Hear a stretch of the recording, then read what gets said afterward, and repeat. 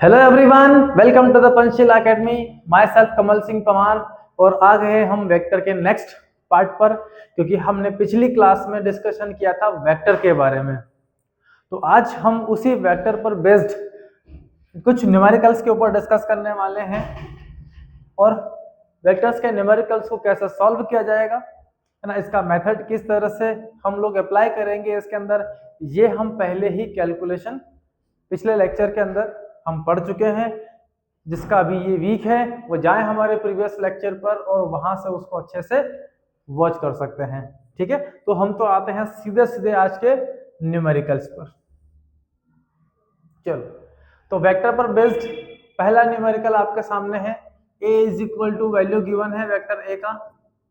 ये वैल्यू हमारे पास है i के प्लस 2j माइनस 3k।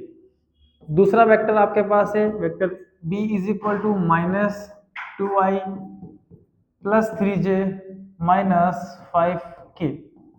तो इस तरह से ये दो वेक्टर आपके पास हैं। देन फाइंड करना है, find the value of a cross b calculate करना है, mode of a cross b। Okay, और a क्रॉस b का c की डायरेक्शन में हमें यूनिट वेक्टर भी फाइंड करना है, unit vector along the direction of c।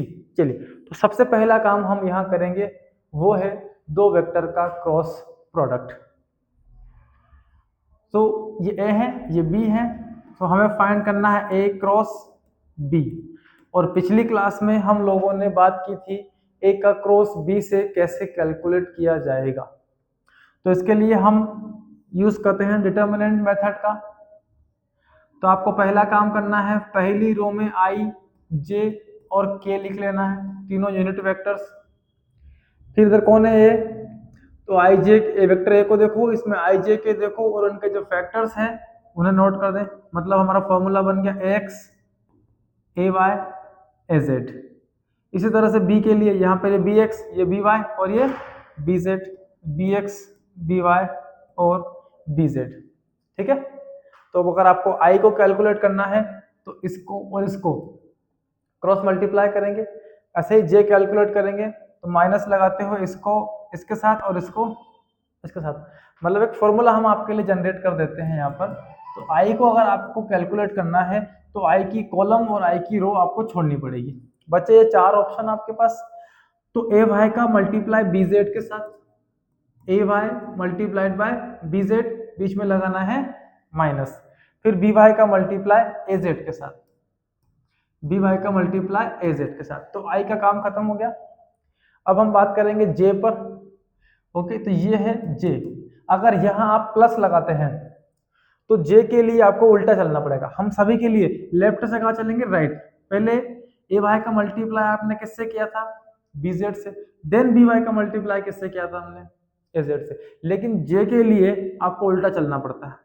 जे का कॉलम और जे की रो छोड़ दो, बचे हैं ये चार ऑप्शन आपके पास। तो पहले आपको बी एक्स का मल्टीप्लाई ए जेड से, देन ए एक्स का किससे करते हैं अपन, बी जेड से। ठीक है, लेकिन हम बार बार कंफ्यूज होंगे, इसीलिए हम सबके लिए क्या करेंगे, लेफ्ट से राइट की तरफ चलेंगे। इसीलिए यहाँ पहले से क्या लगा दो आप, माइनस। अगर माइनस नहीं लगाते हैं और आप प्लस लगाते हैं तो फिर आपको इसका उल्टा चलना पड़ेगा, पहले राइट इस वाले को इससे, देन माइनस करके इसको। तो बेहतर है आप पहले ही क्या लगा दें, माइनस। अब जे के लिए देखें तो जे की कॉलम और जे की रो लीव कर दें, एक्स का मल्टीप्लाई बी जेड से, तो एक्स इंटू बी जेड, फिर माइनस लगाएंगे बी एक्स का मल्टीप्लाई ए जेड से, बी एक्स इंटू ए जेड प्लस के का कॉलम और के की रो छोड़ दें, एक्स का मल्टीप्लाई बी वाई से, फिर माइनस बी एक्स का मल्टीप्लाई ए जेड से, सॉरी ए एक्स का बी वाई से, के लिए के की कॉलम और के की रो छोड़नी है अपने को। तो ए एक्स का मल्टीप्लाई बी वाई के साथ, ओके, और बी एक्स का मल्टीप्लाई ए वाई के साथ, बी एक्स इंटू ए वाई। तो इस तरह से ये आपका फॉर्मूला बन जाता है। ठीक है, इसको डायरेक्टली हमें अप्लाई कर रहे हैं इसके लिए। तो चलिए, ए का क्रॉस हम कैलकुलेट कर रहे हैं बी के साथ। तो ये रहे हमारे डिटर्मिनेंट्स। पहली रो में आई जे के लिख लिया हमने, अब इसमें वेक्टर ए के factors x A Y Z, तो 1 2 -3, 1 2 -3, दूसरा -2 + 3 -5, -2 3 और -2 3 और तीसरा क्या है -5। चलिए ये हो गए। अब सॉल्व करते हैं, तो ये आई, अब इसको देखो 2 × 5 -10, माइनस अपनी तरफ से 3 × -3 माइनस के 9 प्लस के 9 हो गए, फिर माइनस जे, जे का कॉलम, जे की रो छोड़ दो, 1 × -5 माइनस अपनी तरफ से -2 × -3 प्लस के 6, ये 6, फिर लास्ट के, तो के लिए 1 × 3 3 और माइनस करके ये माइनस अपनी तरफ से -2 × 4 -4, तो ये +4। रिजल्ट यहाँ मिलेगा हमको -1, तो ये माइनस आई हो गया, -5 -6 -11 और माइनस आगे है, तो ये +11 जे, फिर ये क्या हो गया +7 के। सो ए क्रॉस बी ये हमको मिल चुका है, ठीक है। नेक्स्ट फर्स्ट आंसर आ चुका है, ए क्रॉस बी मोड में कैलकुलेट करना। So mod of A cross B, और mod of A cross B का मतलब है इसके जो आईजे के फैक्टर्स है इनका रूट, मीन और स्क्वायर कैलकुलेट कर लो। यहाँ पर -1 the whole square +11 the whole square +7 whole square is equal to क्या मिला, अंडर रूट ऑफ 1 + 121 +7 का स्क्वायर 49, तो 50 और 21 कितने हो गए 71, तो ये हमें मिल रहा है अंडर रूट ऑफ 171, ठीक है। तो मोड ऑफ ए क्रॉस भी हमें मिल चुका है। क्लियर है बच्चों। चलिए अब आपको यूनिट वेक्टर और फाइंड करना है, किसके डायरेक्शन में, सी की डायरेक्शन में। सो सी की डायरेक्शन में यूनिट वेक्टर फाइंड आउट करने के लिए हमें जाना होगा किस पर, यूनिट वेक्टर का पिछला हमने एक फॉर्मूला एस्टेब्लिश किया है ना। उस फॉर्मूले में हमने क्या पढ़ा है, उस फॉर्मूले में हमने स्टडी किया है कि जब भी यूनिट वेक्टर को आप कैलकुलेट करते हैं उसको हम डिनोट करते हैं केप से। तो यहाँ फॉर्मूला होगा हमारा C cap is equal to full vector divided by magnitude of full vector, ये हमें करना है, ठीक है। तो यहाँ हम किसके अलोंग फाइंड कर रहे हैं, ए क्रॉस बी के अलोंग, सॉरी सी के अलोंग, ठीक है। जो ए क्रॉस, क्या क्वेश्चन है इसको देखो आप, A cross B equal to C, then find the unit vector along the direction of C. अगर ए क्रॉस बी को हम सी से डिनोट करते हैं यहाँ पर,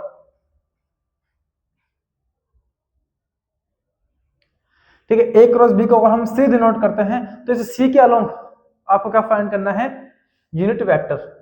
ये आ गया यूनिट वेक्टर। अब सी से किसको डिनोट किया हमने, ए क्रॉस बी को, तो ये ए क्रॉस बी, ए क्रॉस बी की वैल्यू कितनी है हमारे पास -i + 11j + 7k, ठीक है। ये फुल वेक्टर की वैल्यू हो गई, divide by magnitude of full vector, और वो मैग्नीट्यूड आपके पास कितना है 171, ठीक है बच्चा। चलिए तो ये हो गया unit vector along A cross B equal to सी।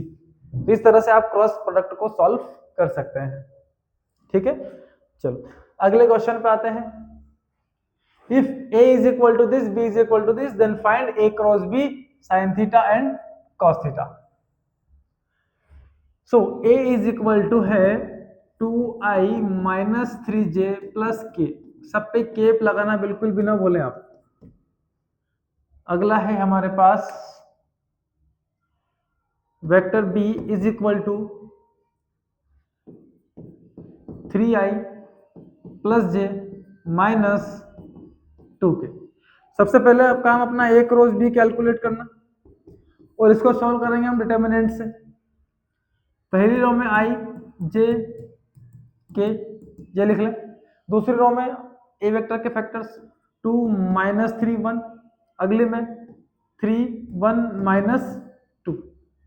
अब क्या करेंगे, i ले लो, i का फैक्टर्स, i का कॉलम, i की रो छोड़ दो, -3 × 2 + के 6, फिर -1 × 1 1 - j जे के लिए क्या करें, माइनस पहले लगा दिया हमने, तो अब देखो जे का कॉलम, जे की रो छोड़ दो, 2 इंटू टू -4, माइनस अपनी तरफ से 3 इंटू 1 3 प्लस के की value 2 into 1 2 minus 3 into -3 minus के 9. So our A cross B is 6 minus 1 5 5 I minus ये माइनस के माइनस माइनस प्लस 3 प्लस 4 7, तो 7J प्लस 11K. ओके, ये आ गया A क्रॉस B. अब आपको फाइंड करना है साइन थीटा.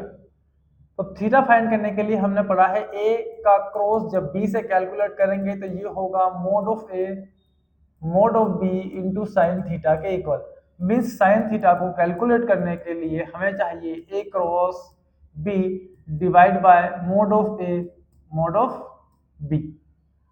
ये रीड हमें होगी साइन थीटा कैलकुलेट करने के लिए. तो पहले A क्रॉस B तो हमें मिल चुका है, mode of A mode of B और कैलकुलेट कर लेते हैं. मोड ऑफ वेक्टर A का मोड कैलकुलेट करेंगे तो 2 3 और 1 का रूट मीन स्क्वायर कैलकुलेट कर लें. 2 square plus -3 the whole square plus 1 square, तो ये हो जाएगा 4 9 plus 1 equal to under root 14.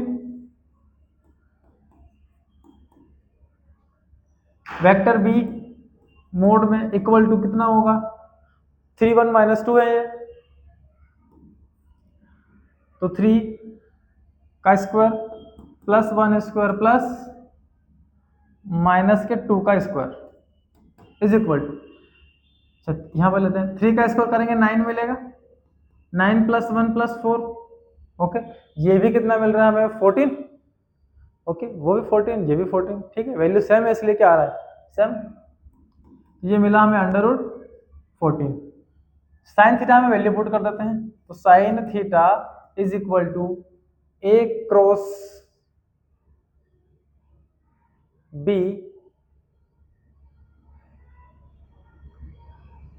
और वो A क्रॉस B आपके पास यहां रखा है.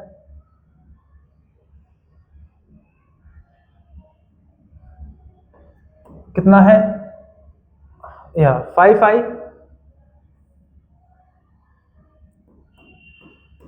5I plus 7J plus 11K divided by कितना under root 14 into under root 14. ठीक है, 14 रूट से रूट कैंसिल हो गया, बचा 4 हमारे पास 14, तो ये हो गया 5/14I plus 7/14J plus 11/14K. ये साइन थीटा की वैल्यू हमें मिल जाती है. ठीक है, अब बचा हमारे पास cos theta. So cos theta को कैलकुलेट करने के लिए कॉस थीटा इक्वल टू क्या होगा, cos theta is equal to under root of 1 minus sine square theta, क्योंकि cos square theta plus sine square theta is equal to कितना होता है 1. साइन को उधर भेज दो, अंडर रूट लगा लो.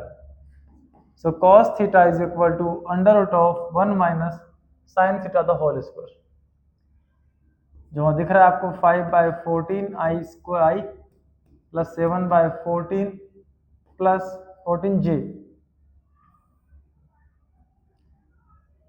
14J प्लस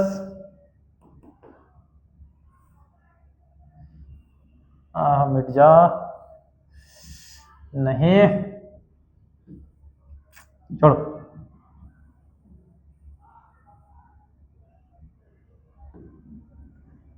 इलेवन बाय 11/14 की द होल स्क्वायर. ठीक है बच्चों, ये कॉस थीटा की वैल्यू हमें मिल जाती है. चलिए आगे चलें. Prove that A and B are parallel to each other. Vector A is equal to given है 3I plus 6J plus 9K. Vector B is equal to i plus 2j plus 3k। बताना है दोनों parallel है, ठीक है। A parallel to, ऐसे parallel होता है क्या? ऐसा नहीं होता, ऐसे होता है पैरेलल टू बी। ये हमें रिप्रेजेंट करना है, और इसको रिप्रेजेंट करने के लिए जो कंडीशन हमने अप्लाई किया था कि ए का क्रॉस जब बी से निकल जाए और रिजल्ट में अगर 0 आ जाए तो यह पैरेलल है, अदरवाइज नहीं है। तो ए का क्रॉस बी हमें क्या शो करना है? 0। तो कैलकुलेट करते हैं ए का क्रॉस बी के साथ। ये मेरे हाथ से एरो ऐसा ही बनता है भैया, जब स्पीड से पेन चलता है तो एरो ऐसा बनता है। डिटर्मिनेंट आई जे के लिखेंगे पहली रो में, आई जे के, ठीक है, समझ में आ रही बात? अगला देखो, आई जे के पहली रो में लिख लिया हमने, अगली रो में क्या लिखेंगे? ए के फैक्टर्स 3, 6 और ये 9। अगला क्या है? 1 2 3, 1 2 3, बड़ा अच्छा सीक्वेंस है। तो आई कैलकुलेट करो, आई का कॉलम, आई की रो छोड़ दो। 3 6 18 माइनस 2 8 2 9 फिर से 18 माइनस जे, 3 का 3 से 9 माइनस 1 का 9 से 9 प्लस के लिए ये 6 माइनस ये 6। तो देख रहे होंगे आप लोग 0i plus 0j plus 0k, result में हमें मिला एक नल वेक्टर। तो ए का क्रॉस जब आपने बी से कैलकुलेट किया तो रिजल्ट कितना आ गया? 0। Hence A parallel to vector B. दोनों वेक्टर्स क्या होंगे? हमारे पैरेलल होंगे, ठीक है। तो ये पैरेलल का कंडीशन था। चलिए अगले चलते हैं। Prove that A plus B A minus B is equal to 2b cross A. Okay बच्चों, तो प्रूफ करना है अपने को ये। तो हम लेते हैं ए का क्रॉस बी के साथ, ए का प्लस बी के साथ क्रॉस ए माइनस बी, और प्रूफ करते हैं इस बात को। चलिए, तो यहां देखें अपन, ए का क्रॉस ए से कर रहे हैं हम लोग, ए का क्रॉस ए से कर दिया, ए का क्रॉस माइनस बी के साथ, ये माइनस, ए का क्रॉस बी के साथ कर दिया हमने। अब बी की बारी, बी का क्रॉस ए के साथ कर दिया अपन ने तो प्लस ही आ रहा है, बी का क्रॉस ए के साथ कर लिया हमने। फिर बी का क्रॉस माइनस बी के साथ, तो माइनस बी क्रॉस बी, ये आ चुके हैं, ठीक है। और हम सब जानते हैं बच्चों कि जब जब मैंने आई का क्रॉस आई से निकाला है रिजल्ट 0 आया है, क्योंकि इन दोनों के बीच एंगल 0 डिग्री बनता है और क्रॉस में आता है साइन, क्योंकि ए क्रॉस बी जब जब हमने किया है ए बी साइन थीटा आया है, ठीक है। अगर दोनों सेम डायरेक्शन में हैं तो थीटा इक्वल टू 0 डिग्री, तो साइन 0 क्या कर देगा? सब कुछ 0 कर देगा। इसलिए सेम वेक्टर का जो क्रॉस प्रोडक्ट है वो हमेशा कितना होता है? 0 होता है। ए का क्रॉस कैपिटल है, कैपिटल लेंगे, ए का क्रॉस ए से कैलकुलेट करोगे तो रिजल्ट कितना आएगा? 0। ऐसे ही बी का क्रॉस बी से कैलकुलेट करोगे तो भी कितना आएगा? 0। तो ये वाली क्वांटिटी 0 हो गई, माइनस ये ए का क्रॉस है बी के साथ प्लस बी का क्रॉस ए के साथ। और आपने कम्यूटेटिव लॉ को पढ़ा होगा, कम्यूटेटिव लॉ में हमने किया था कि ए का क्रॉस जब बी से हम कैलकुलेट करेंगे तो इक्वल टू होगा माइनस बी का क्रॉस ए के साथ। मतलब पोजीशन को रीअरेंज करेंगे तो साइन माइनस आपको लगाना है। तो यहां पर मैं रीअरेंजमेंट चेंज कर रहा हूं, बी का क्रॉस ए से, इसी को चेंज क्यों किया? क्योंकि लाना यही था हमें, तो इसको बी क्रॉस ए कर लिया, sign change, plus B cross A equal to ये हो गया 2b क्रॉस ए, ठीक है। अगर आप इसको ना चेंज करते हुए इसको चेंज करेंगे तो रिजल्ट में माइनस 2a क्रॉस बी हो जाएगा, ठीक है। मतलब जो 2b क्रॉस ए है इसका आंसर दूसरे वे में अगर आप कैलकुलेट करना चाहें तो वो ये भी हो सकता है, a क्रॉस b। अगर आपको ये दे दिया जाए और बोल दिया जाए कि प्रूफ करो ये, तो इसको आप चेंज कर दें पीछे वाले को। अभी हमने किसको चेंज किया? आगे वाले को, ठीक है। चलो बच्चों पॉज करो, नोट करो और आगे बढ़ो। चलो बढ़ गए हम आगे। Two vector have magnitude mod of A equal to 5, mod of B equal to 3। Mod of A हमको गिवन है 5 और मोड ऑफ बी हमको गिवन है कितना 3। Angle between them is theta, theta equal to 60 degree. Find A cross B. अरे क्या रखा है इसमें, ए का क्रॉस बी के साथ और इसका मैग्नीट्यूड आपको कैलकुलेट करना है। तो मैग्नीट्यूड कैलकुलेट करने के लिए कहाँ जाएंगे हम, ए का क्रॉस बी मोड में। अच्छा, मैग्नीट्यूड फाइंड करना है तो मैग्नीट्यूड के लिए क्या करना चाहिए बच्चों, क्या करना चाहिए, रूट मीन स्क्वायर निकाल लो आप ए का क्रॉस बी के साथ। इसका तो डायरेक्ट फॉर्मूला है, और नहीं जाना अभी तो जल्दी। Mod of A mod of B into sine चिट B into sine 60 degree. Mod of A कितना है 5 है, बी कितना है 3 है, साइन कितना है, साइन 60 की वैल्यू √3/2, 2 से कैंसिल नहीं हो रहा है। तो ये हमें मिला 15/2√3 means 7.5√3। Okay, find the area of triangle formed by them. तो एरिया ऑफ ट्राइंगल फाइंड करने के लिए करेंगे हम मोड ऑफ ए का क्रॉस बी के साथ। ठीक है, बेस इंटू हाइट कर लो, ये ट्राइंगल बन जाएगा। और ये है 1/2। एरिया निकालने के लिए ये फॉर्मूला है। ए का क्रॉस बी से निकाला तो कितना आया, वो 7.5 इंटू √3। तो इसको कैंसिल करेंगे हम, 2 से 3 टाइम चला जाएगा, 6 1 टाइम 15 हो गया, तो 2 7 जा, ठीक है, ओके 14 और 2 5 जा 10, √3। इसमें क्या है, मल्टीप्लाई लगाएं, √3। ये आ गया इसका एरिया। डन। चलिए, A particle at position r is equal to हमको गिवन है 0.10 I प्लस 0.20 J, एक्सपीरियंस से force of F is equal to 5 I plus 2J plus 3K newton. Find the torque. Torque equal to R cross F होता है बच्चों। Torque एक vector quantity होती है, तो इन दोनों का जो प्रोडक्ट है वही क्या होता है, टॉर्क। तो टॉर्क को कैलकुलेट करने के लिए आपको R का क्रॉस F के साथ कैलकुलेट करना पड़ेगा, और इसके लिए जाना पड़ेगा किस पर, डिटरमिनेंट्स पर जाओ, I J K। पहले रो में पहले 0.10 0.20 के तो है ही नहीं, किसने कहा नहीं है, 0 है, ये रहा, क्या नहीं लिखते हैं यहाँ पर, 0 0 0। अब जे को देखो, एफ को देखें, 5 2 3, क्रॉस निकाल लो, आई इसका मल्टीप्लाई से कर लो, 0.60, कोई मतलब नहीं है, 0 ही हो गया, -0 माइनस जे। अब जे के लिए, जे की कॉलम, जे की रो छोड़ो, 0.10 इंटू 3 तो 0.30 माइनस 5 इंटू 0, कोई सेंस नहीं है, 0 ही मिलेगा, प्लस के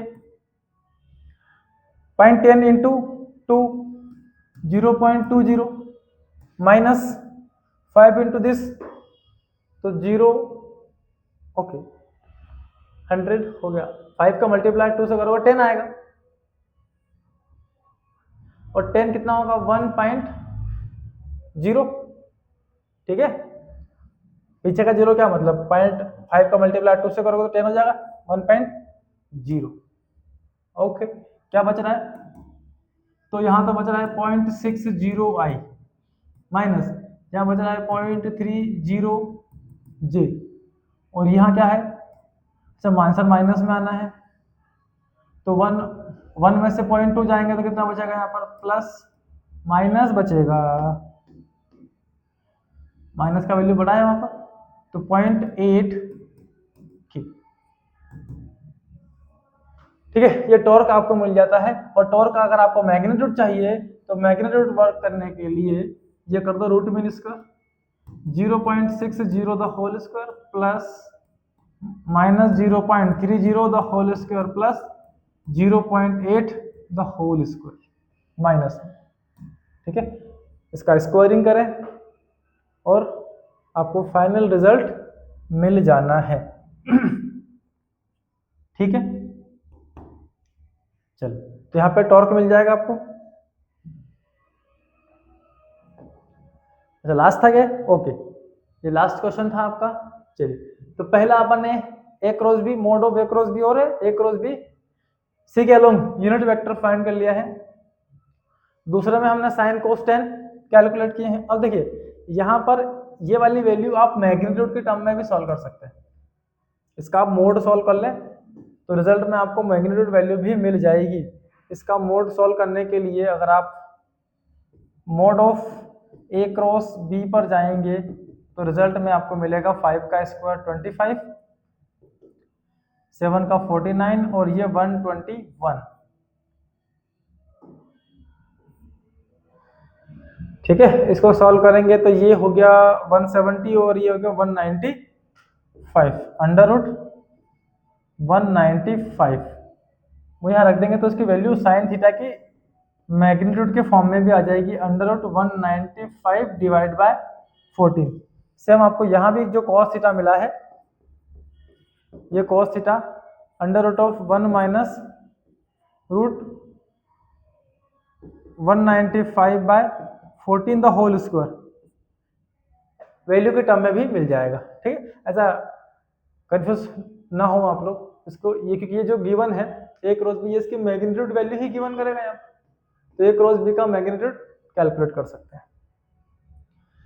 चलिए अगले क्वेश्चन में हमने पैरेलल दो वेक्टर्स को प्रूव किया। ओके, फिर इसको प्रूव किया। यहाँ पर हमने जो है ट्रायंगल का एरिया फाइंड किया है क्रॉस की हेल्प से, ये टॉर्क फाइंड किया है, और आज का लेक्चर इन्हीं क्वेश्चन पर होता है दी एंड। अगले लेक्चर में हम बात करेंगे रेन एंड मेन पर, मतलब हम जाएंगे रिलेटिव वेलोसिटी पर। तो पहले हम डिस्कस करेंगे रिलेटिव वेलोसिटी पर, देन हम बात करेंगे बोट रिवर पर, फिर रेन एंड मेन प्रॉब्लम्स पर। तो अगले लेक्चर वॉच करना बिल्कुल भी ना भूलें। चैनल को लाइक शेयर सब्सक्राइब करते रहें और पढ़ते रहें, मस्त रहें। All the best.